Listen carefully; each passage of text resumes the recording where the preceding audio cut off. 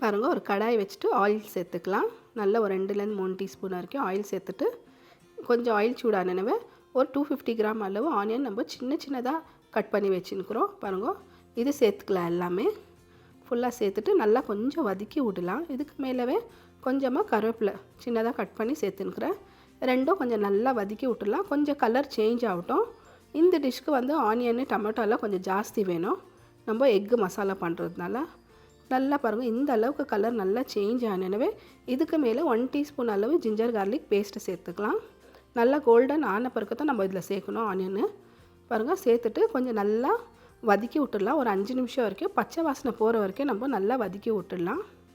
நல்லா வதங்கினவே அதே மாதிரி ஒரு 250 கிராம் அளவு தக்காளி சேர்த்துக்கிறோம். நல்லா இது கூட நம்ம ஒரு மிக்சியில் நல்லா கொஞ்சம் பிளெண்ட் பண்ணிக்கணும். ஜாஸ்தி இல்லை, லைட்டாக தான், சட்னி மாதிரி பண்ணல, கொஞ்சம் இது தக்காளியாக தெரியணும் அந்த அளவுக்கு பண்ணிவிட்டோம். நல்லா மிக்ஸ் ஆனனவை இதுக்கு மேலே 1/4 டீஸ்பூன் அளவு டர்மரிக் பவுடர் சேர்த்துக்கலாம். 1.5 டீஸ்பூன் அளவு நம்ம தனியா பவுடர் சேர்த்துக்கலாம். 1 டீஸ்பூன் அளவு நம்ம சில்லி பவுடர், கார சில்லி பவுடர் இதில் சேர்த்துக்கலாம். அதுக்கு மேலே காஷ்மீரி சில்லி பவுடர் ஒரு 1.5 டீஸ்பூன் அளவு. இது கலருக்கு தான், காரத்துக்கு இல்லை. காரத்துக்கு நம்ம 1/2 டீஸ்பூன் சில்லி பவுடர் சேர்த்துக்கிறோம், அவ்வளோதான். தேவையான அளவு சால்ட்டு சேர்த்துட்டு இப்போ இதை நல்லா மிக்ஸ் பண்ணி விட்டுடலாம். ஃபுல்லாக நல்லா மிக்ஸ் ஆகட்டும், பச்சை வாசனை நல்லா போகட்டும். இந்த தக்காளி கூட எல்லா மசாலா எல்லாமே நல்லா மிக்ஸ் ஆகட்டும். அந்த அளவுக்கு ஒரு 2 நிமிஷம் மூடி வைக்கலாம்.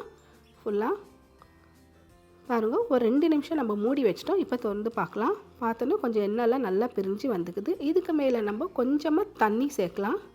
தண்ணி சேர்த்துட்டு, ஏன்னா கொஞ்சம் வேகணும், கொஞ்சம் அதுக்கோசரம் ஒரு கொஞ்சமாக தண்ணி சேர்த்துக்கலாம்.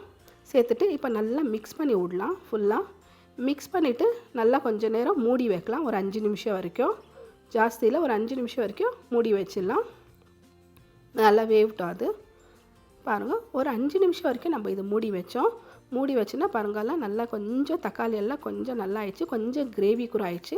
இதில் நான் கொஞ்சோண்டு ஃப்ரெஷ் க்ரீம் இருந்துச்சு, அதை நான் சேர்த்து அதுக்கு முன்னாலவே பாருங்கள் இந்த டப்பா இருந்துச்சு, கொஞ்சம் இருந்துச்சு, அதை நான் இதில் சேர்த்துட்டேன் மூடி வச்சுருக்கும் போது.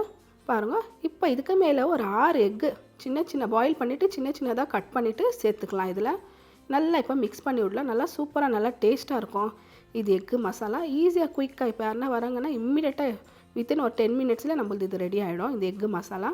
பாருங்கள், நல்லா மிக்ஸ் பண்ணி வச்சுட்டோம். ஒரு 5 நிமிஷம் வரைக்கும் 1/4 டீஸ்பூன் பெப்பர் சேர்த்துக்கலாம். இதுக்கு மேலே க்ரீன் சில்லி பெப்பர் லாஸ்ட்டில் சேர்த்தாக்கா நல்லா ஃப்ளேவர் நல்லா சூப்பராக இருக்கும், நல்லா டேஸ்ட்டாக இருக்கும். அதுக்கோசரம் தான். அவ்வளோதான், சிம்பிளாக ஈஸியாக நம்மளுக்கு இது எக்கு மசாலா ரெசிபி ரெடி ஆகிடுச்சு, குயிக்காக ஈஸியாக. அவ்வளோதான். இப்போ நம்ம மூடி வச்சிடலாம். அவ்வளோதான்.